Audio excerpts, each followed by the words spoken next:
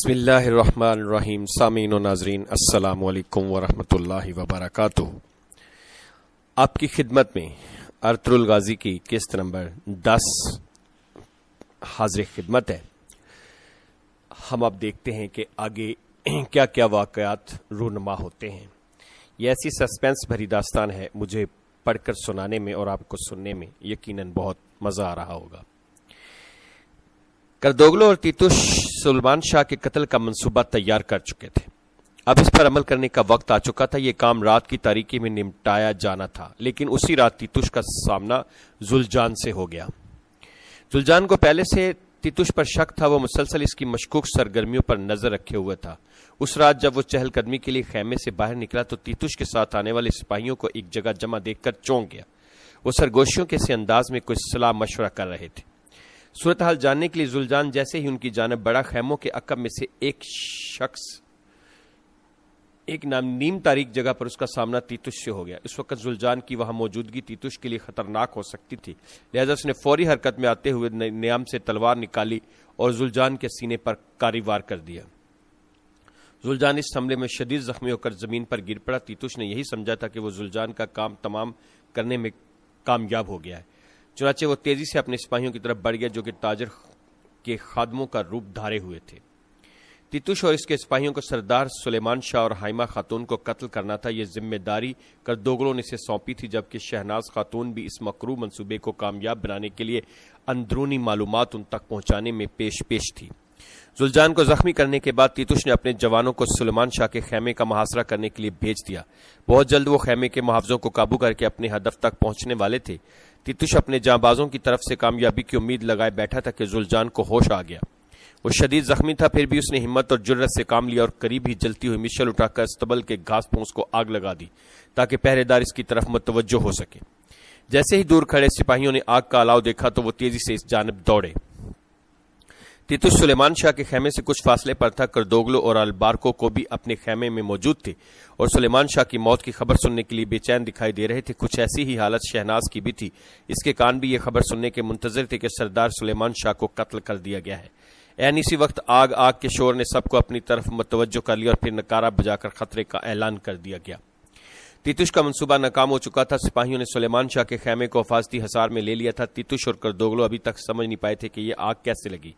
افراتفری کا ماحول تھا کہ شہاب الدین بے سود زلجان کو کندھے پر اٹھا کر سردار سلیمان شاہ کے پاس لے آئے. وہ شدید زخمی اور بے ہوش تھا. بیٹے کو خون میں لت پت دیکھ کر حائمہ خاتون اور سلیمان شاہ بہت گھبرا گئے تھے.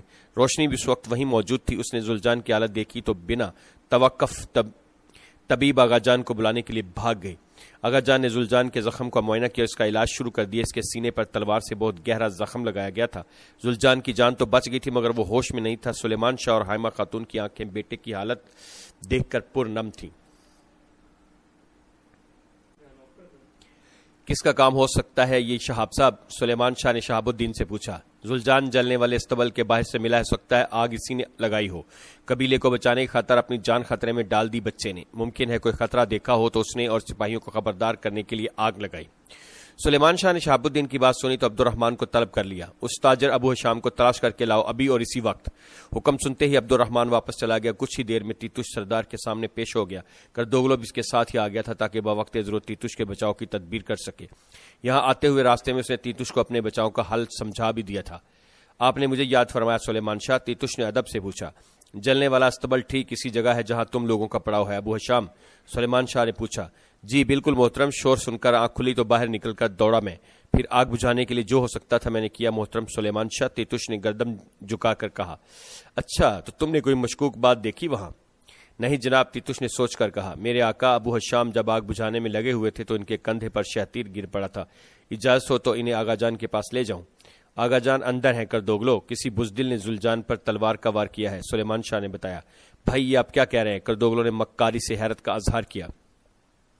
زلجان اسی جگہ سے ملا ہے جہاں آگ لگی تھی. قبیلے کو کسی بڑی تباہی سے بچایا ہے اس معصوم نے، سلیمان شاہ نے کہا اور پھر تیتوش کی طرف متوجہ ہوئے. اب آپ لوگ بھی فوراً روانہ ہو جائیں قبیلے سے. یہ حملے کا خطرہ ہے. اگر ہم اپنے مہمانوں کی حفاظت نہ کر سکے تو شرمندگی ہوگی ہمیں. بہت بہتر میرے آقا. تیتوش نے تعظیم پیش کی اور دروازے کی طرف بڑھ گیا. جیسے ہی وہ باہر نکلا سلیمان شاہ نے کردوغلو کو ہدایت کی. کردوغلو ان کے پیچھے اپنے بھروسے کے آدمی لگا دو. ہدایت کرو کہ ان کی بھرپور نگرانی کی جائے اور قریب رہنے کی کوشش کی جائے. جو حکم میرے آقا، کردوگلو نے پرجوش لہجے میں کہا اور الٹے قدموں واپس چلا گیا۔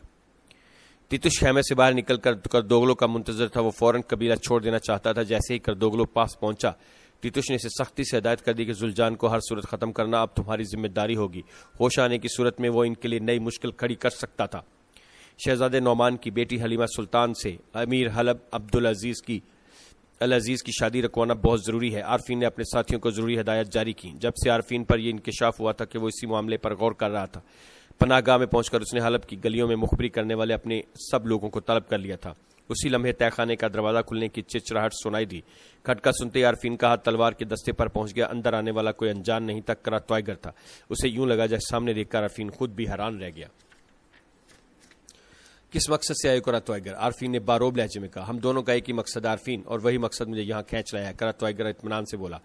تمہارا میرا مقصد ایک کبھی ہو ہی نہیں سکتا، عارفین نے سختی سے کہا۔ ایسا بھی نہیں عارفین، ہر بات کا علم ہے مجھے اور سلطان علاء الدین کو بھی۔ ارطغرل امیر حلب العزیز اور وزیر اعظم شہاب الدین سے ملا تھا جس دن اس روز سے آج تک کیا کچھ کیا تم نے لوگوں نے، ہر بات کا علم ہے مجھے۔ کراتوائگر اپنے مخصوص انداز میں ہنسا اور پھر دوبارہ بولا۔ کئی قبیلے کے اس جذباتی سردار زادے نے ہمارا مستقبل خراب کر دیا اور تم بھی اس کے مددگار ہو۔ مجھے تمہاری کسی بات پر یقین نہیں، کراتوائگر عارفین نے جواب دیا۔ یقین کرو نہ کرو مجھے کوئی فرق نہیں پڑتا، مگر مان لو کہ ہم دونوں کا مقصد ایک ہے۔ ہم دونوں جانتے ہیں کہ حلیمہ سلطان کی شادی اگر العزیز سے ہو گئی تو ترکمانوں میں پھوٹ پڑ جائے گی۔ کماندار ناصر اور صلیبی شہزادہ نعمان کو استعمال کریں گے، جبکہ صلیبیوں اور منگولوں کی مداخلت کوئی وطن پرست کسی صورت برداشت نہیں کر سکے گا۔ ارطغرل ام الخیر آیا جان کے مدد سے محل میں داخل ہو چکا تھا۔ وہ پشیمان تھی کہ پہلے انہوں نے ہی العزیز کو ارطغرل کی لیلا سلطان کے کمرے میں موجودگی خبر دی تھی۔ ارطغرل نے ان کی غلطی کو نظر انداز کرتے ہوئے شہزادہ نعمان سے ملنے کی خواہش کا اظہار کیا۔ آیا جان نے شہزادہ نعمان کو اس کمرے میں بلوا لیا جہاں ارطغرل موجود تھا۔ شہزادہ نعمان ارطغرل کو ایک بار پھر محل میں دیکھ کر چونک گیا۔ اس نے آگے بڑھ کر ارطغرل کو گلے سے لگا لیا اور پرجوش لہجے میں کہا، تمہیں زندہ دیکھ کر بے حد خوشی ہو رہی ہے میرے بچے، بہت شکریہ، مجھے معلوم ہوا کہ شادی ہو رہی ہے۔ ارطغرل وقت ضائع کیے بغیر اصل موضوع پر آ گیا۔ جانتا ہوں یہ خبر سننا تمہارے لیے آسان نہیں، لیکن یقین رکھو آخری فیصلہ میری بیٹی کا ہوگا، سب کچھ اس کی مرضی کے مطابق ہوگا۔ شہزادہ نعمان نے اسے تسلی دی۔ یہ خطرناک جال ہے شہزادے محترم، صرف آپ کے لیے نہیں بلکہ سلجوق سلطنت اور پورے عالم اسلام کے لیے۔ صلیبی جنگ سے پہلے آپ کا امیر حلب العزیز سے رشتہ قائم ہو جانا ایک خاص معنی رکھتا ہے۔ ارطغرل نے اسے سمجھانے کی کوشش کی۔ کیسا جال؟ یہ تم کیا کہہ رہے ہو ارطغرل؟ شہزادہ نعمان چونکا۔ یہ صلیبیوں کی ایک مکروہ سازش ہے، خدا را سمجھنے کی کوشش کریں۔ شہزادے ارطغرل نے اس کے سوئے ہوئے ضمیر کو جھنجھوڑا۔ حلیمہ سے دلی وابستگی کی وجہ سے ہی تمہیں ایسا لگ رہا ہے ارطغرل، تمہاری محبت اور جذبے کی قدر کرتا ہوں، اس سے زیادہ کھرا جذبہ اس پوری کائنات میں کوئی نہیں، یہ تو ایمان ہے میرا، لیکن جیسا کہ میں نے کہا آخری فیصلہ میری بیٹی کا ہوگا۔ شہزادہ نعمان کے لہجے میں سختی در آئی تھی۔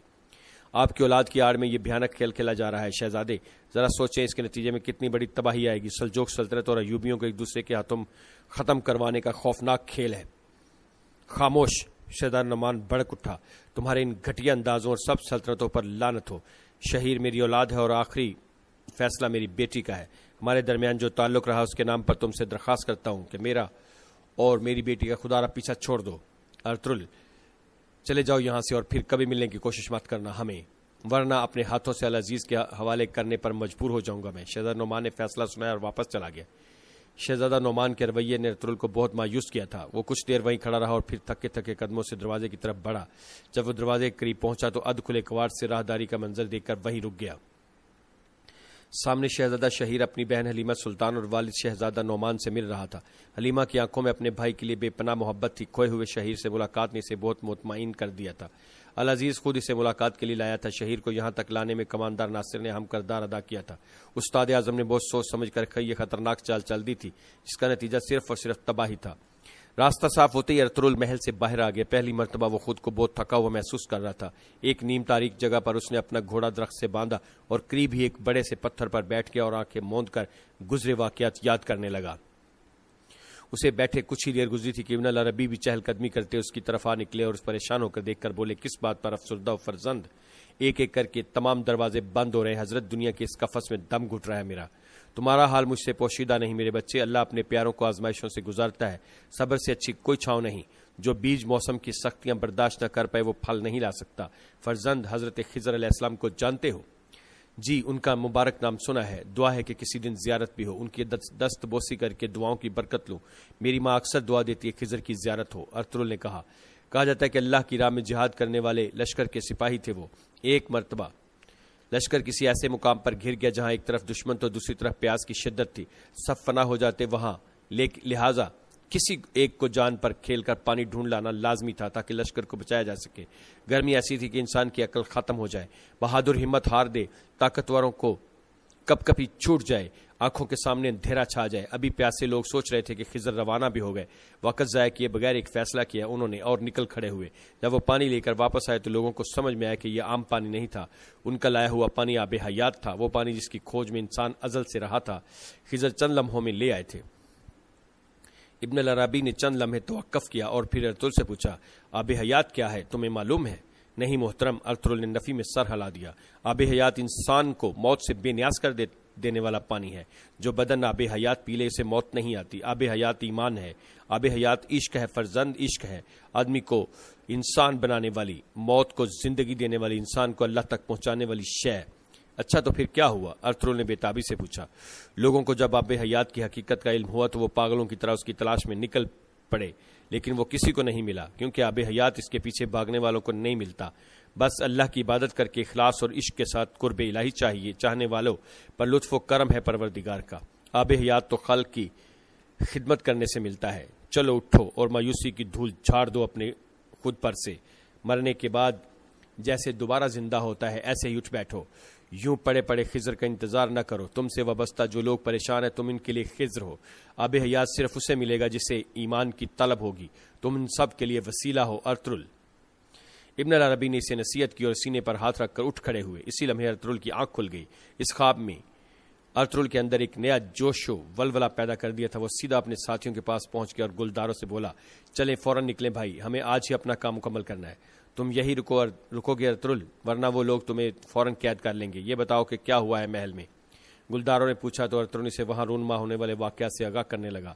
امیر حلب العزیز نے الحلیمہ سلطان کی شرط پوری کر دی تھی۔ شہیر کو اس کے گھر والوں سے ملوا دیا گیا تھا۔ حلیمہ سلطان اور شہزادہ نعمان دونوں العزیز کی اس مہربانی پر شکر گزار تھے۔ اب انکار کی گنجائش نہیں رہی تھی، چنانچہ حلیمہ نے العزیز کا ہاتھ تھام کر اس سے شادی کرنے کا فیصلہ سنا دیا۔ اس کے بعد وہ العزیز سے اجازت لے کر شہیر کو اس کے کمرے تک چھوڑنے چلی گئی۔ شہیر بھی اپنی بہن کی العزیز سے شادی پر خوش نہیں تھا۔ اس بات کا اظہار وہ حلیمہ کے سامنے بھی کر چکا تھا۔ اس کی یہی خواہش تھی کہ حلیمہ صرف اور صرف ارطغرل کی شریک حیات بنے۔ جب حلیمہ شہیر کو کمرے میں چھوڑ کر باہر نکلی تو راہداری میں سامنے آنے والے قرۃ کو دیکھ کر اس کا دل دک سے رہ گیا۔ وہ سوچ بھی نہیں سکتی تھی قرۃ کی رسائی امیر حلب کے شاہی محل تک بھی ہو سکتی ہے۔ اسے حیران پریشان دیکھ کر قرۃ مسکراتا ہوا قریب آ کر بولا، یقین کرو یا نہ کرو حلیمہ سلطان، تقدیر ایسی ہی ظالم شے ہے۔ تم یہاں کیا کر رہے ہو قرۃ؟ حلیمہ کی زبان سے اسی لمحے یہی جملہ ادا ہو سکا تھا۔ تمہیں العزیز کے چنگل سے چھڑانے آیا ہوں، قرۃ نے جواب دیا۔ تم وہ ہو جس کے ہاتھ خون سے رنگے ہوئے ہیں قرۃ، حلیمہ سلطان نے نفرت سے کہا اور آگے بڑھ گئی، جبکہ قرۃ اس کی بات سے محفوظ ہوتے ہوئے آگے بڑھ گیا۔ کئی قبیلے میں ناکامی کا منہ دیکھنے کے بعد تیتوش صلیبی قلعے میں لوٹ آیا تھا۔ اس وقت وہ استاد اعظم سے ملاقات کے لیے اس کے روبرو پیش ہوا تھا۔ استاد اعظم بھی شدت سے تیتوش کا منتظر تھا۔ خوش آمدید تیتوش، بتاؤ اب کیا ارادے ہیں تمہارے؟ جو پیش آیا اس کے مطابق میرا فوراً حلب جانا ضروری ہے۔ میرے آقا افتالیہ کا زندہ رہنا ہم سب کے لیے خطرہ ہے۔ اگر اس کی اصلیت کھل گئی تو حلب ہاتھ سے نکل جائے گا۔ تیتوش نے بتایا، تمہاری تمام تر غلطیوں کے باوجود مجھے تم پر ہمیشہ فخر رہا ہے تیتوش۔ کئی قبیلے میں تمہارا غصہ فائدہ سے خالی نہیں رہا، یقیناً اس سے تمہارے لیے نئی راستے کھلیں گے۔ استاد اعظم نے اسے داد دی۔ کارڈنل تھامس نے پاپائے اعظم اور شہنشاہ فریڈرک کو مراسلہ روانہ کر دیا ہے کیا؟ میرے آقا ابھی نہیں، یا پھر وہ غلط بیانی کر رہا ہے۔ وہ اندازے سے زیادہ مشکل ثابت ہو رہا ہے ہمارے لیے۔ مجھے لگتا ہے کارڈنل تھامس اور جونی کو عنقریب کسی مسلمان کی تلوار کا شکار بنانے کا کھیل رچانا ہوگا۔ سمجھ رہے ہو نا تیتوش؟ استاد اعظم نے اپنا ارادہ ظاہر کیا۔ جی میرے آقا۔ تیتوش کے پاس تو انکار کی گنجائش ہی نہیں تھی۔ حلب جاتے ہوئے العزیز کے لیے میرا تیار کیا ہوا خصوصی تحفہ ضرور لیتے جانا۔ تاریخ کی سب سے خونی شادی ہوگی۔ کاش کے دعوت روسی کے موقع پر میں بھی موجود ہو سکتا۔ استاد اعظم نے کہا۔ پھر واپسی پر مکمل آنکھوں دیکھا حال سناؤں گا میرے آقا۔ تیتوش نے اسے تسلی دی۔ تو پھر تو میں بھی شریک ہو گیا سمجھو تیتوش، بہت اعلیٰ۔ استاد اعظم ہنستے ہوئے بولا اور تیتوش آرام کرنے کے لیے اپنے کمرے میں چلا گیا۔ اسے اگلے سفر کے لیے تیاری بھی کرنی تھی۔ کیوں آیا یہاں قرۃ؟ العزیز نے اس کی آمد کا سنتے ہی کماندار ناصر کو طلب کر لیا تھا۔ شادی کی تقریب سے قبل ہی قرۃ کا یوں اچانک پہنچ جانا اس کے لیے اچھا شگون نہیں تھا۔ شہزادی حلیمہ سے آپ کی شادی کا علم ہو گیا ہوگا۔ سلطان علاء الدین کو سوچا ہوگا شادی میں رکاوٹ ڈالنے کے لیے ایک آنکھ کا جانور سب سے بہتر رہے گا۔ ناصر نے قرۃ کی ایک آنکھ ضائع شدہ آنکھ کا تمسخر اڑایا تو العزیز پریشانی کے باوجود ہنسنے لگا۔ بہت احتیاط کی ضرورت ہے میرے آقا، دشمن ہر صورت گڑبڑ کی کوشش کرے گا۔ کماندار ناصر نے خبردار کیا۔ تو کیا کروں ناصر؟ العزیز نے گہری سانس لی۔ اسے جلد از جلد چلتا کرے میرے آقا، اور بہتر ہوگا کہ سادگی کے ساتھ حلیمہ سلطان سے نکاح کر لیں، نکاح کا جشن بعد میں ہوتا رہے گا۔ ناصر نے تجویز پیش کی۔ یہ کیسے ہو سکتا ہے؟ اس طرح سادگی سے شادی میرے جیسے بادشاہ اور حلیمہ جیسی شہزادی کے لیے شان نہیں ہے۔ العزیز نے اس کی تجویز رد کر دی۔ اصل بات شادی کا بحفاظت ہو جانا ہے میرے آقا۔ ناصر کی تشویش بلا وجہ نہیں تھی، اس بات کی نزاکت کو العزیز بھی سمجھتا تھا۔ اس نے غور کیا تو فوراً یہ احساس ہو گیا کہ ناصر ٹھیک کہہ رہا ہے۔ شکر ہے تم اس مشکل وقت میں میرے ساتھ ہو ناصر، اللہ تمہارا خلوص ہمیشہ قائم رکھے۔ العزیز نے کماندار کی خدمات کا اعتراف کیا۔ اسی وقت ایک سپاہی العزیز کے روبرو پیش ہو گیا۔ کئی قبیلے سے ایلچی آیا ہے میرے آقا، محل کے دروازے پر ٹھہرایا ہوا ہے۔ یہ سن کر العزیز ہی نہیں ناصر بھی چونک گیا تھا۔ کئی قبیلے کا ایلچی کیا پیغام لایا تھا، اس بات کا اندازہ ان دونوں میں سے کسی کو نہیں تھا۔ العزیز نے لمحہ بھر کے لیے ناصر کے چہرے کی طرف دیکھا اور پھر ایلچی کو پیش کرنے کی اجازت دے دی۔ کچھ دیر کے بعد محافظ گلداروں کو العزیز کے پاس لے آئے۔ گلداروں نے امیر حلب کو سلام پیش کیا اور پھر کماندار ناصر کی طرف دیکھ کر بولا، تخلیہ میں کچھ عرض کرنا چاہتا ہوں امیر علی قدر۔ کماندار ناصر میرا سب سے بھروسے والا جانباز ہے، تم کون ہوتے ہو اس کی موجودگی پر اعتراض کرنے والے؟ جب سے ناصر کے کہنے پر تمہیں اپنی سلطنت میں زمین دی ہے، میری مشکلات بڑھ گئی ہیں اور تم پھر ڈھیٹ بن کر یہاں آ گئے ہو، میرے اپنے محسن کو یہاں سے ہٹانے کا کہہ رہے ہو۔ آپ شاید غداروں کے ساتھ خوش ہیں امیر علی قدر، اور اپنے دادا صلاح الدین ایوبی کی قائم کردہ سلطنت کے اس بے مثال شہر کا سودا کر چکے ہیں کفار سے۔ گلداروں نے بنا کسی خوف کے کہا۔ حد ادب گستاخ! العزیز غصے سے چلایا، اسے بھڑاس نکالنے دے امیر علی قدر، آپ ہی تو فرما چکے کہ مسلمانوں کا خون بہائے بغیر اس مسئلے کا فوری حل چاہتے ہیں۔ یہ قبائلی مجھ پر شک کر کے خود اپنی حیثیت مشکوک کر رہا ہے۔ کماندار ناصر چاپلوسی کا کوئی موقع ضائع نہیں کرتا تھا۔ ناصر کرتوائیگر سلطان علاء الدین کا معتبر بن کر ان سے غداری کرنے والا ایک سلجوق کماندار تھا۔ اس کا انجام یہ ہوا ہے کہ ہمارے پڑاؤ کے میدان میں خارج زدہ کتے کی طرف بھونک رہا تھا۔ لگتا ہے تمہیں اتنی بھی مہلت نہیں ملے گی۔ تمہاری اصلیت کیا ہے؟ محل میں کیسے پنجے گاڑے تم نے؟ سلیبیوں سے کیا گٹھ جوڑ ہے تمہارا؟ بہت جلد امیر علی قدر کو سب معلوم ہو جائے گا، گلداروں نے سخت لہجے میں کہا۔ خاموش، ایلچی بن کر آئے ہو، اسی وجہ سے برداشت کر رہا ہوں، ورنہ سر قلم کر دیتا۔ اب معاملہ العزیز کی برداشت سے باہر ہو رہا تھا۔ میرے آقا پرسکون ہو جائے، میں باہر چلا جاتا ہوں۔ ناصر نے کہا اور الٹے قدموں واپس چلا گیا۔ جب وہ نظروں سے اوجھل ہو گیا تو گلداروں نے کہا، امیر علی قدر اگر اجازت ہو تو محل میں آسما کہلانے والی افطالیہ نامی عورت کی حقیقت سے آگاہ کرنا چاہتا ہوں۔ آپ سے بس اتنی استدعا ہے کہ لیلہ سلطان کی آیا جان ام الخیر کے ساتھ اسے آپ کے حضور پیش کرنے کی اجازت فتح فرمائیں۔ آیا جان کو کیوں گھسیٹ رہے اس معاملے میں؟ العزیز چونکا۔ ارطغرل کی مخبری کر کے انہوں نے اسے زندان میں ڈلوا دیا تھا۔ وہ آپ کو اولاد سے بڑھ کر چاہتی ہیں، ایک وہی ہیں جن پر ارطغرل اور آپ دونوں کو بھروسہ ہے۔ وہ آپ کی اور لیلہ سلطان کی صرف بہتری چاہتی ہیں، اور محل کے ان 3 افراد میں سے ایک ہے جو سلیبیوں سے ساز باز نہیں کر سکتے۔ باقی 2 کون ہیں؟ العزیز نے اشتیاق سے پوچھا۔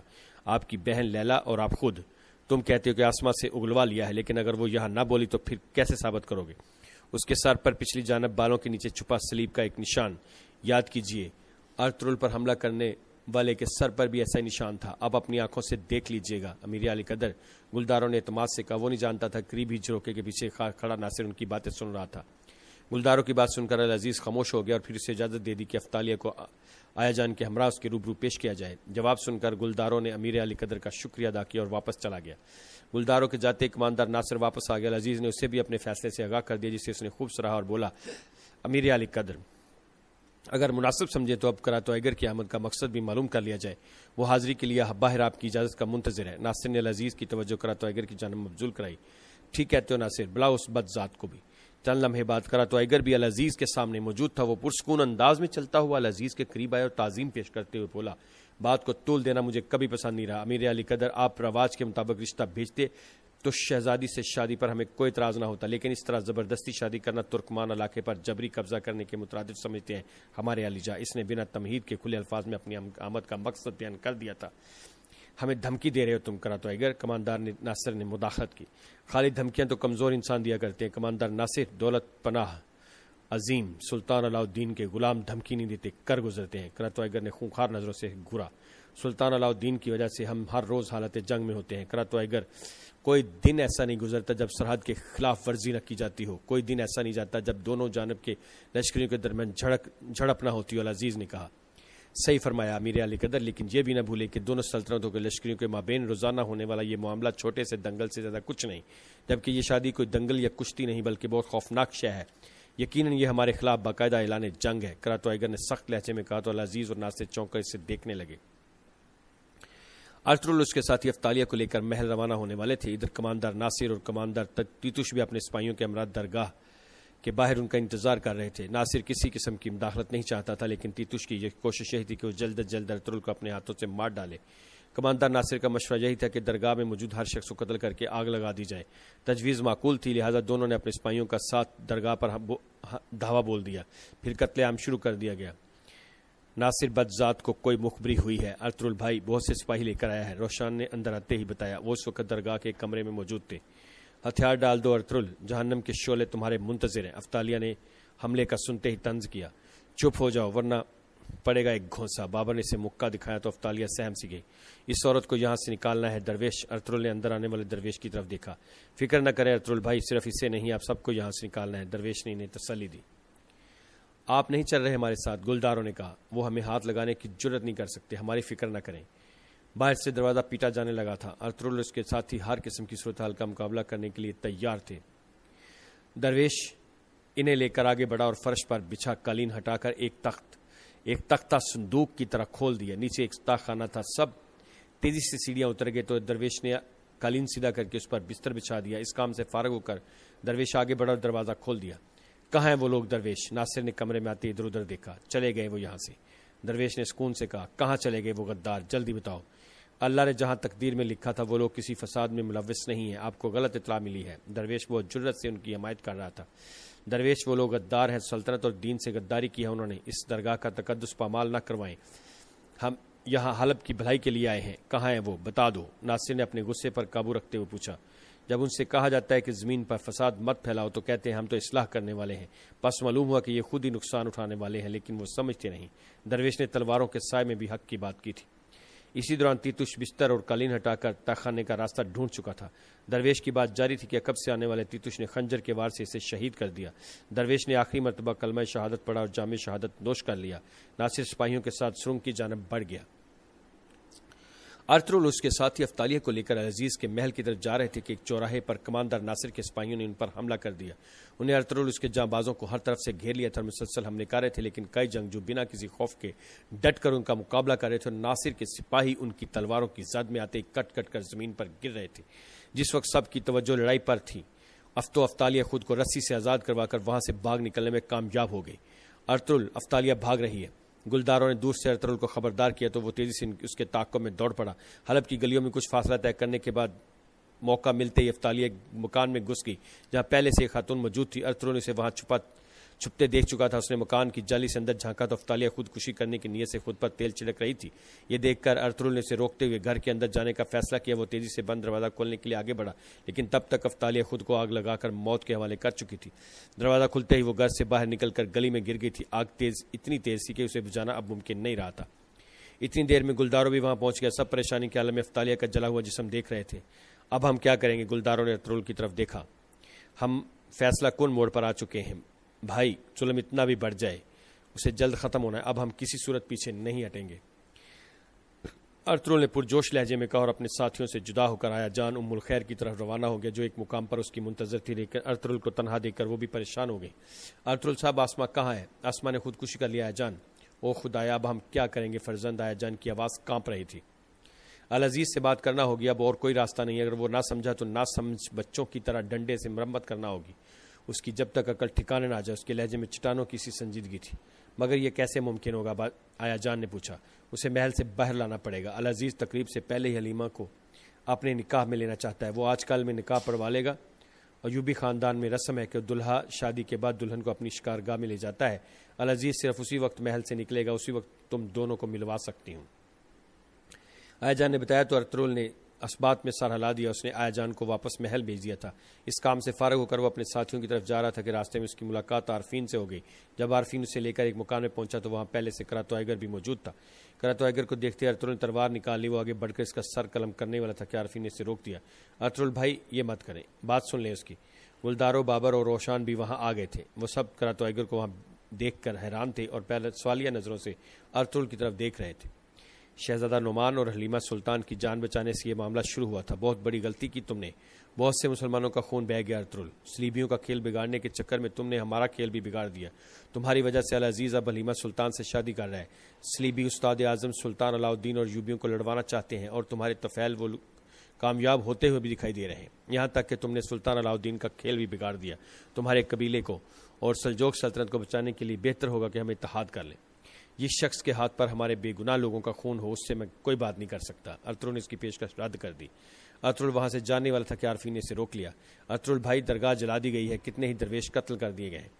راہ راست سے بھٹک جانے والوں کو منزل نہیں ملا کرتی۔ عارفین بھائی، آپ بھی منزل سے بھٹک رہے ہیں۔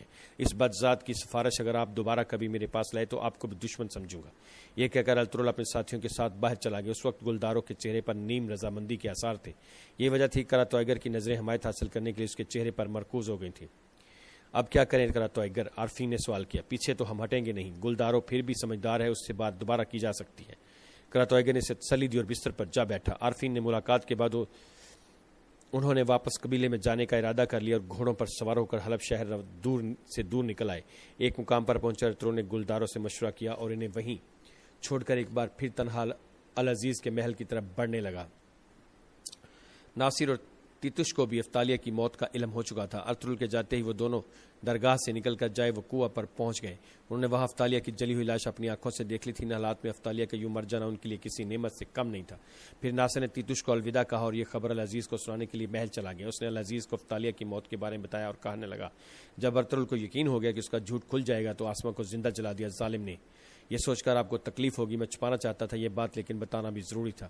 آسما کی موت سے مجھے دلی دکھ پہنچا ہے۔ ناصر، ارطغرل کو اس علم کا حساب بھی دینا پڑے گا۔ العزیز اپنی خاص کنیز کی موت پر غمزدہ تھا۔ امیر علی قدر، آیا جان نے کیا بتایا آپ کو؟ ناصر نے جاننا چاہا۔ کیا بتائیں گی؟ وہی ارطغرل کے جھوٹ، وہی بہانے جن پر ان خواتین نے یقین کر لیا ہے۔ کیسا دھوکے باز ہے وہ، یہ تو آپ ہی جان چکے ہیں۔ ناصر نے جلتی پر تیل ڈالا۔ قاتل ہے وہ بیچاری آسما کا، کتنی اذیت دی ہوگی اس نے، اور پھر زندہ جلا دیا۔ پھر اچانک العزیز کو کچھ یاد آ گیا۔ اور وہ درویش، انہیں اتنی بے دردی سے کیوں مار دیا تم نے ناصر؟ میرے شہر میں ظلم ہوا درویشوں پر، تمہاری عقل پر پتھر پڑ گئے۔ العزیز کو درگاہ میں آگ لگانے اور درویشوں قتل عام کی اطلاع مل گئی تھی۔ میرے آقا شریعت کے قوانین کو لاگو کر کے وہ آپ کو اقتدار سے ہٹانا چاہتے تھے۔ ناصر نے چال چلی۔ بکواس نہ کرو ناصر، العزیز نے سخت سست کہا۔ میں سچ کہہ رہا ہوں، نہ میرے علی قدر ان تصوف کے علمبرداروں نے اسلام کو بہت نقصان پہنچایا ہے۔ میرے آقا، مجھے خدشہ ہے کہ اس مسئلے کا انجام ابن العربی پر ہوگا۔ ناصر نے سر جھکا کر زہر اگلا تو العزیز چونک کر دیکھنے لگا اور اسے گھورتے ہوئے قریب ہو گیا۔ ہرگز نہیں، اگر آئندہ تم نے اس معاملے میں ٹانگ اڑانے کی کوشش کی تو بہت برا حشر کروں گا تمہارا، اچھی طرح سمجھ لو ناصر۔ العزیز نے سخت لہجے میں تنبیہ کی اور کماندار ناصر کو جانے کا اشارہ کر دیا۔ شہزادہ نعمان نے مکتوب لکھ کر ناصر کے حوالے کیا تو اس کا چہرہ خوشی سے کھل اٹھا، جبکہ شہزادہ شہیر اور حلیمہ سلطان کو یہ سب بہت ناگوار گزرا تھا۔ شہزادہ نعمان نے ترکمان سرداروں کو بغاوت پر آمادہ کرنے کے لیے اجلاس بلایا تھا۔ شہیر اور حلیمہ اس حق میں بالکل نہیں تھے۔ اچھی خبر کے منتظر رہیں، اب میں اجازت چاہتا ہوں۔ ناصر نے ایک نظر مکتوب دیکھ کر شہزادہ نعمان سے کہا اور باہر چلا گیا۔ یہ آپ کیا کر رہے ہیں بابا؟ اپنے ہی بزرگوں کی قائم کردہ سلطنت کو آگ میں جھونک رہے ہیں۔ اس کے جاتے ہی حلیمہ سلطان نے اپنے والد کو احساس دلانے کی کوشش کی۔ میں وہی کر رہا ہوں حلیمہ، جو بہتر سمجھا میں نے۔ شہزادہ نعمان نے جذبات سے آری لہجے میں کہا۔ مت کہیں مجھے اپنی بیٹی بابا، اس چھوٹے سے بچے کو سمجھ آ گیا کہ آپ سازش کی کس چال میں پھنس رہے ہیں، پر آپ کو بالکل سمجھ نہیں آ رہا۔ حلیمہ سلطان کی آنکھیں پرنم تھیں۔ سازش، تمہیں شرم نہیں آ رہی یہ کہتے ہوئے کہ میں سازش میں ملوث ہو سکتا ہوں سلطان کے خلاف؟ ایسی بات کر رہی ہو جیسے تمہیں جان ہو بالکل۔ کتنے سال کس طرح سے سلطنت سے وفاداری کی جنگ لڑتا رہا، شہیر کو اور مجھے جان سے مارنے کے لیے کتنے حملے کیے کہ تم جیسے جانتی ہی نہیں ہو، اور اب تم وہ سب بھلا کر مجھ سے جواب طلب کر رہی ہو۔ سن لو یہ بات کہ تم دونوں کے مارے جانے کے خوف سے اب میں اکتا چکا ہوں۔ میں ان سے اپنا حق چھین لوں گا یا پھر عزت کی موت مارا جاؤں گا۔ یوں بزدلوں کی طرح بھاگنے کی بجائے تخت پر اپنا حق چھین کر رہوں گا میں۔ شہزادہ نعمان کا پرجوش چہرہ سرخ ہو رہا تھا۔ جب آپ دشمنوں کو معاف کر دیتے تھے، چال باز حکمرانوں سے فرار کی راہ نکالتے تھے، تو میں آپ کو سر اٹھا کر دیکھتی تھی بابا، کس طرح ہمیں اور سلطنت کو بچانے کے لیے سینہ سپر ہو جاتے تھے آپ، لیکن اب بالکل ایک خوفزدہ کبوتر نظر آ رہے ہیں آپ۔ جن اقتدار پرستوں کے آگے آپ نے خود کو ڈالا ہے، وہ اقتدار ملتے ہی آپ کے ٹکڑے کر کے پھینک دیں گے۔ افسوس ہے آپ پر بابا، شدید افسوس ہے، حلیمہ نے اعتماد سے کہا اور شہزادہ نعمان کو حیران پریشان چھوڑ کر اپنے کمرے میں چلی گئی۔ لیلا سلطان اور ام الخیر آیا جان نے یہ خبر ارطغرل تک پہنچا دی تھی کہ ناصر نے ترک سرداروں کا اجلاس بلایا ہے۔ وہ ترکمانوں کا شہزادہ نعمان سے اتحاد کروا کر سلجوق سلطان کے خلاف بغاوت کرنا چاہتا ہے۔ لیلا خاتون خود آیا جان کے ساتھ ارطغرل سے ملاقات کرنے کے لیے حلب کے بازار میں گئی تھی۔ ارطغرل بھی بھیس بدل کر ان سے ملنے آیا تھا۔ کہاں ہو رہا ہے یہ اجلاس؟ ارطغرل نے سوال کیا۔ صلاح الدین ایوبی کارواں سرائے میں، لیکن آپ کا وہاں جانا خطرناک ثابت ہو سکتا ہے۔ لیلا سلطان کی آنکھوں میں ارطغرل کے لیے پریشانی تھی۔ یہ کھیل بگاڑنا ہوگا اور کوئی راستہ نہیں ہمارے پاس، ارطغرل نے جواب دیا۔ مامو جان کہاں ہیں؟ لیلا سلطان نے پوچھا۔ بے فکر رہیں، وہ محفوظ مقام پر ہیں، بہت جلد ملاقات کرواؤں گا ان سے آپ کی۔ ارطغرل نے اطلاع دینے پر لیلا سلطان کا شکریہ ادا کیا اور ان سے جدا ہو گیا۔ جلد ہی ارطغرل حلب سے باہر اس مقام پر پہنچ گیا جہاں گلدارو اپنے ساتھیوں کے ساتھ اس کا انتظار کر رہا تھا۔ اس نے گلدارو کو تازہ ترین صورتحال سے آگاہ کیا اور بتایا کہ ترکمان قبیلہ شہزادہ نعمان کے پرچم تلے جمع ہو رہے ہیں۔ اس اتحاد کا مقصد سلجوق سلطان کے خلاف بغاوت کرنا ہے۔ کراتو ایگر ٹھیک کہہ رہا تھا، یعنی کہ شہزادہ نعمان کماندار ناصر کے جال میں نہ پھنستا تو ترکمانوں کا کچھ یہ گٹھ جوڑ نہیں ہو سکتا تھا، یعنی شہزادہ نعمان بھی اب سلجوق تخت کا دعویدار ہے۔ ہم اس اتحاد میں رکاوٹ ڈالیں گے، کچھ بھی کرنا پڑے شہزادے نعمان کو وہاں سے نکالنا ہوگا، یہی ایک راستہ ہے حلب اور اپنے قبیلے کو بچانے کا، ارطغرل نے جواب دیا۔ یہ معاملہ بھی کہیں افتالیہ جیسے انجام کو نہ پہنچے۔ گلداروں نے خدشہ ظاہر کیا تو ارطغرل نے پرسوچ انداز میں سر ہلا دیا۔ پھر باہمی مشاورت سے یہ طے پایا کہ جس طرح بھی ممکن ہو کارواں سرائے میں ہونے والے اس اجلاس کو ناکام بنا دیا جائے۔ یہ بات کراتو ایگر اور عرفین کو بھی معلوم ہو گئی تھی کہ شہزادہ نعمان نے ترکمان سرداروں کا اجلاس طلب کیا ہے، جس کا مقصد یقیناً سلجوق سلطنت کے خلاف بغاوت ہے۔ اس کا مطلب ہے شہزادہ نعمان کماندار ناصر کے جال میں پوری طرح پھنس گیا ہے۔ عرفین نے سوچتے ہوئے کہا، علاؤالدین کو جیسے ہی علم ہوگا وہ لشکر لے کر حلب پر چڑھائی کرنے میں تردد نہیں کرے گا۔ بہت خون ریزی ہوگی عرفین، کراتو ایگر بولا۔ اس کا سب سے زیادہ فائدہ سلیبیوں کو ہوگا، عرفین نے تجزیہ کیا۔ منگولوں کو بھی مت بھولو عرفین، کراتو ایگر نے اس کی طرف دیکھ کر گہری سانس لی۔ صلاح الدین ایوبی کارواں سرائے میں علاقے کے ترکمان جمع ہونا شروع ہو گئے تھے۔ کماندار ناصر خود بھی مہمانوں کا استقبال کرنے کے لیے وہاں موجود تھا۔ پھر ایک شخص کو دیکھ کر وہ چونک سا گیا۔ اس نے فوراً اپنے نائب کو بلا کر پوچھا، یہ کون ہے؟ اس کا نام خوشنود ہے، کئی قبیلے کے سردار سلیمان شاہ کا برادر نسبتی ہے۔ یہ سن کر ناصر خاموش ہو گیا اور پھر پرسکون انداز میں چلتا ہوا اس کے قریب جا کھڑا ہوا۔ السلام علیکم خوشنود بھائی، خوش آمدید۔ وعلیکم السلام۔ ترکوں کے محسن امیر علی قدر العزیز نے شرکت کی درخواست کی تھی، اسے ہم رد نہیں کر سکتے، خوشنود نے کہا۔ بہت ممنون ہے ہم خوشنود بھائی۔ ناصر نے اپنے سینے پر ہاتھ رکھ کر اس سے بیٹھنے کا اشارہ کیا۔ اجلاس کی کارروائی شروع ہوئی تو کھانے کی پرتکلف دعوت کے بعد گفتگو کا آغاز ہو گیا۔ ترکوں کی اصل پہچان ان کی بہادری ہے۔ معزز سرداروں، آپ سب کا اس دوستانہ فضا میں یہاں یکجا ہونا ہماری بے حد خوش قسمتی ہے۔ میں آپ سب کے لیے حلب کے امیر العزیز کا سلام اور دعائیں لایا ہوں۔ ان مشکل حالات میں اور خانہ بدوش قبیلوں کے باہمی اختلافات کی فضا میں آپ کے اتحاد کے خواہشمند ہمارے امیر آپ سے صرف محبت، حرمت اور صداقت کی توقع رکھتے ہیں۔ کماندار ناصر نے نئے آنے والے سرداروں کو خوش آمدید کہا۔ بہت شکریہ کماندار ناصر، ہمیں مگر دو مسئلے ہیں جن کی پیش کی وضاحت چاہتے ہیں۔ تمام ترکمان سردار، اول اتنے سرداروں کو دعوت دینے والے امیر علی قدر یہاں تشریف کیوں نہیں لائے؟ اس غضب کی سردی میں اتنے طویل مسافت سے سرداروں کو تو بلا لیا، لیکن ان کے قبیلوں کو بے یار مدد چھوڑ دیا گیا، خوشنود نے کہا۔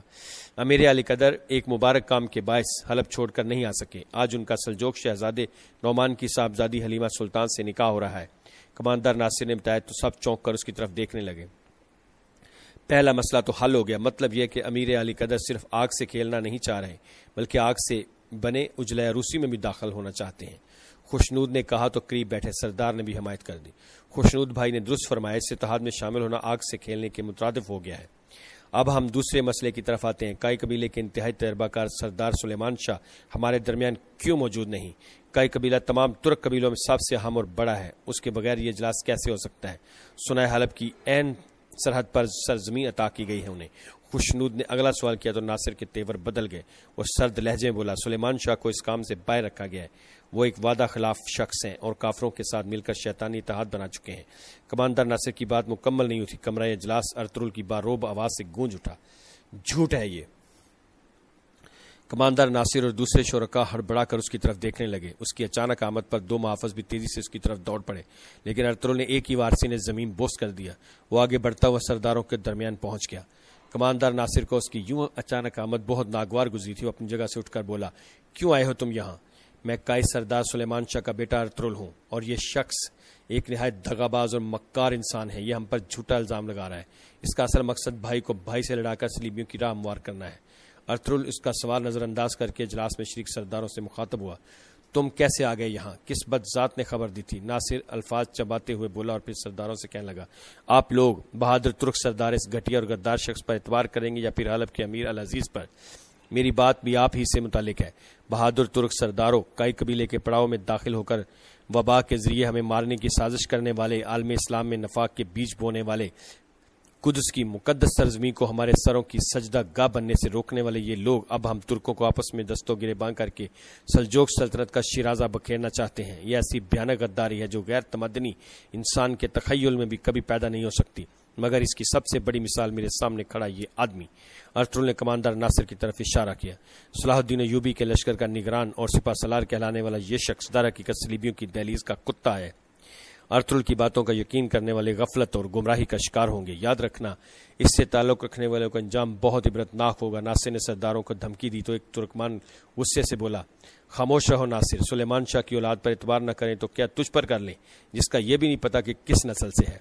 یہ سن کر باقی سردار بھی ناصر کے خلاف بولنے لگے۔ ایسا لگ رہا ہے کہ ماموں خوشنود کے ساتھ مل کر تم نے میرے لیے جال بچھایا ہے۔ ناصر گھبرا کر الزام تراشی پر اتر آیا۔ آج کے بعد تم لوگ صاف صاف ایوبیوں کے دشمن ہو۔ حلب کے امیر العزیز کی توہین کرنے والے یہاں سے زندہ واپس نہیں جا سکیں گے۔ ناصر کی بات مکمل نہیں ہوئی تھی کہ بابر ناصر کے حفاظی دستے کے نگران کو گھسیٹتا ہوا اجلاس میں لے آیا۔ گلداروں نے اپنے جانبازوں کے ساتھ مل کر کاروانسرائے میں موجود ناصر کے تمام سپاہیوں کو ٹھکانے لگا دیا تھا۔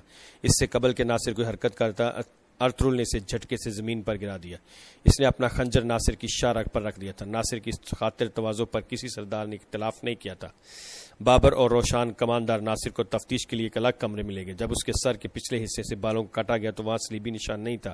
اس کا مطلب یہ تھا کہ ناصر صلیبی نہیں، غدار تھا۔ جیسے ہی تفتیش کے لیے ارطغرل اس کے سامنے پہنچا، ناصر نے خودکشی کے ارادے سے زہریلی گولی منہ میں ڈالنے کی کوشش کی، لیکن اس مرتبہ ارطغرل چوکس تھا۔ اس نے دور ہی سے نشانہ باندھ کر خنجر پھینک دیا جو ناصر کا ہاتھ پوری طرح زخمی کر گیا۔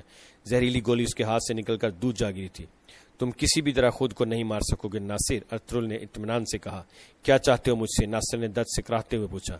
کچھ نہیں، کم و بیش سب کچھ معلوم ہے مجھے، بس تمہیں اپنے پڑاؤ لے جاؤں گا۔ خود سوچو، مصاحب خاص کئی قبیلے کا قیدی بن گیا اور وزیر اعظم نے کئی قبیلے میں پناہ لے لی۔ ان حالات میں کیا تمہاری فوج ہمارے مقابل آ سکے گی؟ ارطغرل نے اسے زوردار گھونسا رسید گیا تو اچھل کر دور جا گرا۔ اب وہ اپنے قبیلے میں واپسی کی تیاری کرنے لگے۔ کماندار ناصر بھی ان کے ہمراہ قیدی کی حیثیت سے موجود تھا۔ اب وہ تمام ترکمان سرداروں کے سامنے نشان عبرت بن چکا تھا۔ اسی روز کماندار ناصر کو کئی قبیلے میں پہنچا دیا گیا۔ ارطغرل اور گلداروں خود اسے لے کر آئے تھے۔ ناصر کو قیدیوں کے خیمے میں بند کر دیا گیا تو گلداروں اور ارطغرل سلیمان شاہ کی خدمت میں حاضر ہو گئے اور انہیں حلب کی صورتحال سے آگاہ کیا۔ انہیں یہ بھی بتا دیا کہ کماندار ناصر کو قبیلے میں لے آئے ہیں۔ جب سلیمان شاہ نے زلجان کے بارے میں بتایا تو وہ بےتابی سے خیمے کے اندرونی حصے کی طرف بڑھ گئے۔ جیسے سلیمان شاہ نے اس تاجر کا ذکر کیا، ارطغرل فوراً جان گیا کہ وہ کوئی اور نہیں، تیتوش تھا۔ اس نے تیتوش کی حقیقت سے بھی باقی لوگوں کو آگاہ کر دیا کہ آئندہ کے لیے محتاط رہا جا سکے۔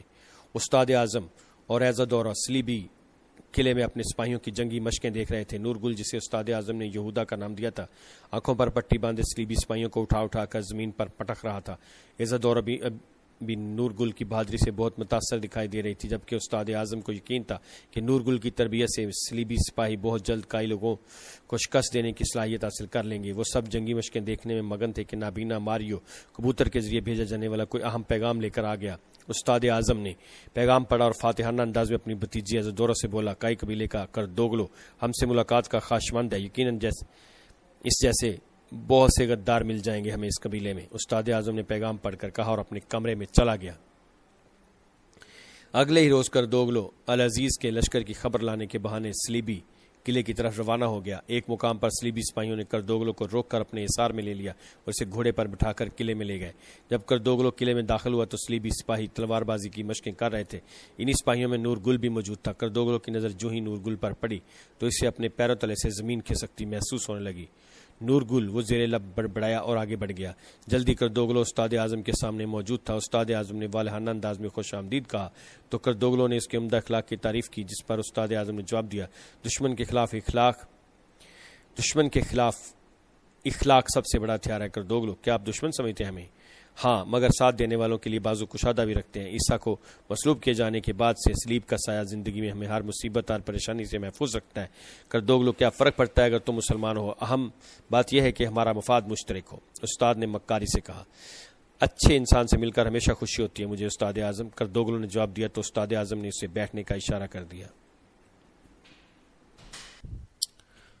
تمہارے قبیلے کے لیے بہت کچھ کرنا چاہتا ہوں میں، مگر العزیز کا لشکر جہاں ٹھہرا ہوا ہے وہاں مناسب نہیں، لیکن پھر بھی ظاہر ہے مسئلوں سے نجات تو چاہتے ہوں گے لوگ۔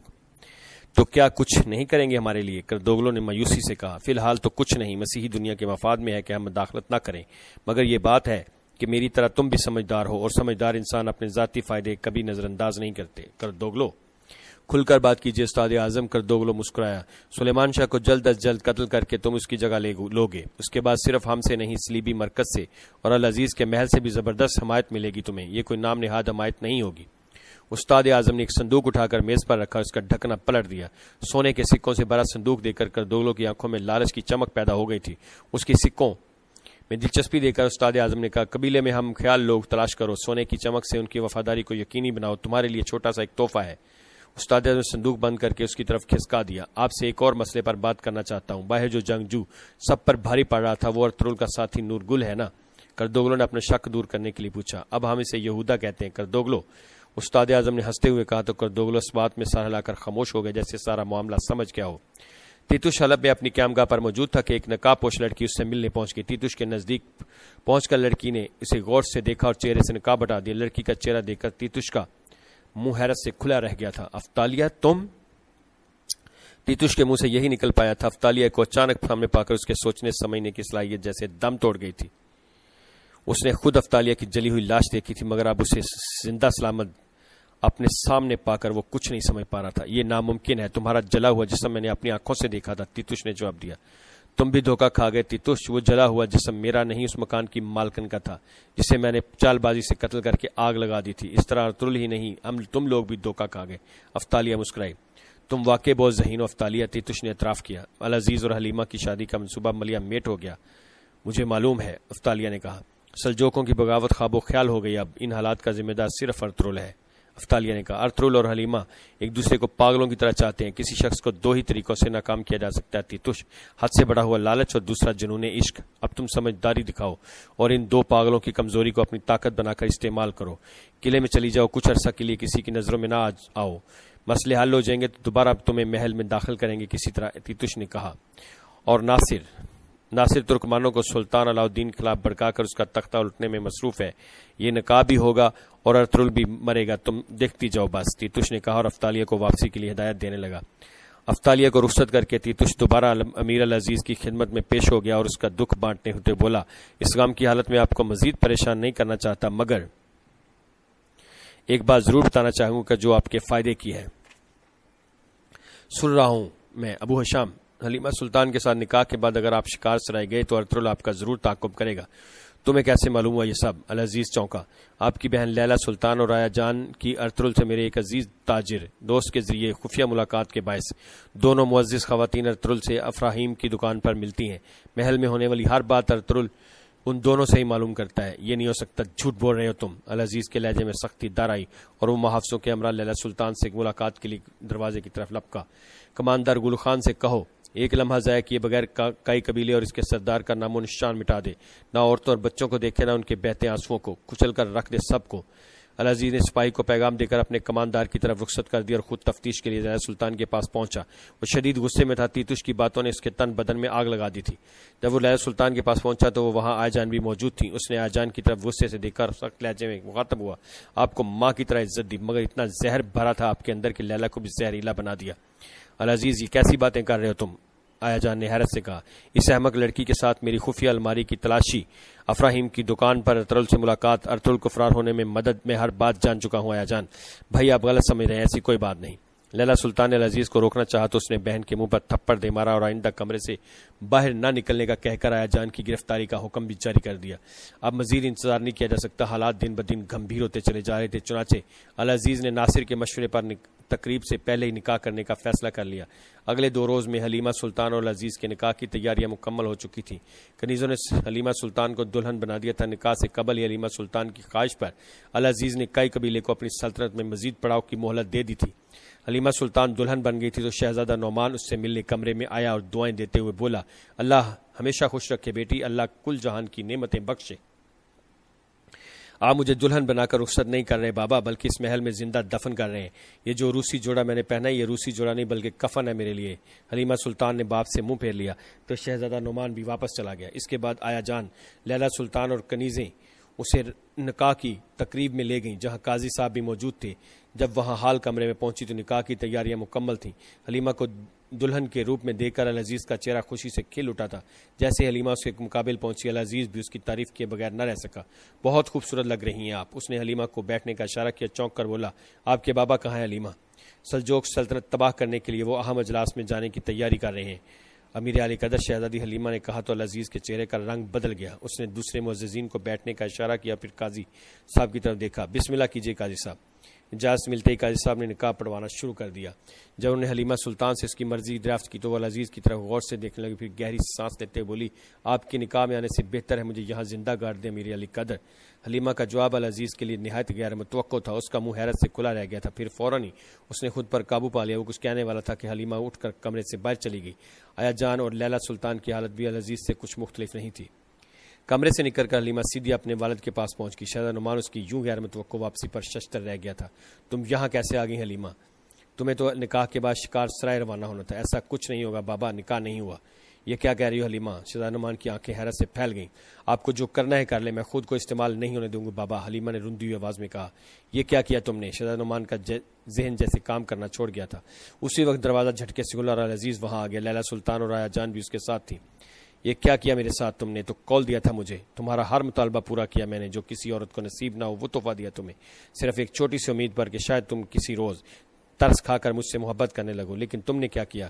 ساری دنیا کے سامنے مجھے نیچا دکھا دیا، حقیر کر دیا مجھے، صلاح الدین ایوبی کے جانشین کو اپنی انا کے آگے بے حیثیت کر دیا، اور کس لیے؟ ارطغرل نامی خانہ بدوش کے لیے۔ پھر العزیز شہزادہ نعمان کی طرف پلٹا۔ شہزادے، میری پیشانی پر لگا ذلت کا یہ داغ باپ مٹائیں گے، ورنہ اس کا بدلہ حلیمہ کو چکانا ہوگا، العزیز نے کہا اور واپس چلا گیا۔ کردوگلو اپنے خیمے میں بے چینی کے عالم میں ٹہل رہا تھا کہ اچانک ارطغرل اندر داخل ہوا۔ کردوگلو نے ہڑبڑاہٹ کا مظاہرہ کرتے ہوئے فوراً اپنا خنجر نکال لیا۔ اپنے خنجر کو نیام میں رہنے دو کردوگلو، ابھی وقت نہیں آیا اس کا، حال البتہ وقت قریب ضرور آ گیا ہے، ارطغرل نے سخت لہجے میں اسے خبردار کیا۔ کون سے وقت کی بات کر رہے ہو؟ کردوگلو چونکا۔ جب ہر رات سے پردہ اٹھ جائے گا اور کسی غدار کو بھاگنے کا موقع نہیں ملے گا، تاریکی میں پوشیدہ تمہارے گناہ دن کی روشنی میں دنیا کے سامنے آ جائیں گے۔ اس وقت یقیناً تم میرے بابا کی نرمی کا فائدہ اٹھاتے ہوئے جو چاہے کر سکتے ہو، لیکن تمہاری ایک ایک حرکت میرے علم میں ہے کردوگلو۔ اگر تم سمجھتے ہو کہ ہر بار ہماری پیٹھ میں خنجر گھونپتے رہو گے تو غلطی پر ہو۔ العزیز کے کماندار کو یرغمال بنا کر یہ مت سمجھو کہ قبیلہ محفوظ ہو گیا۔ ارطغرل، اگر شہزادی کو بیاہ کر بھی لے آؤ گے تو سرداری پر فائز نہیں ہو سکو گے۔ کردوگلو سکون سے بولا، میں یاد دلا دوں کہ میری نظر سرداری پر نہیں ہے کردوگلو۔ ارطغرل نے تنبیہ کی، قبیلے والے لفاظی کرنے والے کو سردار نہیں دیکھنا چاہتے۔ بے شمار لوگ ایسے ہیں جو چاہتے ہیں قبیلے کے مسئلے حل ہوں، لیکن تم کتنی بھی کہانیاں سنا دو انہیں، وہ تمہیں نہیں چنیں گے، اور وہ بھی گلداروں جیسے معقول امیدوار کے ہوتے ہوئے۔ ارطغرل، کردوگلو نے طنز کیا، اور تم کردوگلو، کیا تم ابو حشام کے نام سے ہماری صفوں میں گھسنے والے کافر سے گڑھ چوڑ کر کے سرداری کی منزل کو پالو گے؟ دوست پر پیچھے سے وار کرنا ہی جانتے ہو تم کردوگلو، یہی تمہاری فطرت ہے، لیکن میرا بھائی وہ ایسا بالکل بھی نہیں۔ تم اپنے جیسے منافقوں سے مل کر جو سازشیں کرتے رہے، ہرگز نہ سمجھنا کہ ان میں سے کوئی بھی بات مجھ سے پوشیدہ رہ گئی ہے۔ حلب جانے سے آج تک کی ہر سازش کا علم ہے مجھے، لیکن خوش قسمت ہو کہ میرے پاس ثبوت نہیں۔ تو جس دن ثبوت ڈھونڈ لو میری جان حاضر ہوگی، نہ ڈھونڈ سکے تو ایک ایک بہتان کا قصاص لوں گا تم سے، ہر وسوسے، ہر الزام کا۔ ابھی تمہارے منہ نہیں لگنا چاہتا، جتنی تمہاری عمر ہے اس سے زیادہ تو میرا تجربہ ہے، دودھ کے دانت بھی نہیں ٹوٹے ابھی تمہارے۔ کردوگلو نے اسے للکارا۔ بس چچا جان بس، اب دیکھنا تمہارے ساتھ جو کروں گا وہ دنیا دیکھے گی، اور وہ وقت دور نہیں ہے بہت، ارطغرل نے کہا اور تلوار کے دستے پر ہاتھ رکھ کر واپس چلا گیا۔ اسی روز ارطغرل کو یہ اطلاع مل گئی کہ العزیز حلیمہ سلطان کو لے کر شکار سرائے جا رہا ہے۔ یہ عمل کا وقت تھا، منصوبے بنانے کا نہیں، چنانچہ ارطغرل بغیر وقت ضائع کیے بغیر حلیمہ کو بچانے کے لیے شکارگاہ کی طرف روانہ ہو گیا۔ مخبر کے مطابق العزیز نے ابھی حلیمہ سلطان سے نکاح نہیں کیا تھا، لیکن وہ اسے لے کر شکار سرائے جا رہا تھا۔ یہ بات ارطغرل کے لیے کسی طور قابل قبول نہیں تھی۔ معزز ناظرین، ابھی اس دلچسپ داستان کا اتنا ہی حصہ، یہ آپ کے سامنے 9ویں قسط تھی، اس کے بعد انشاءاللہ ہم آگے چلیں گے۔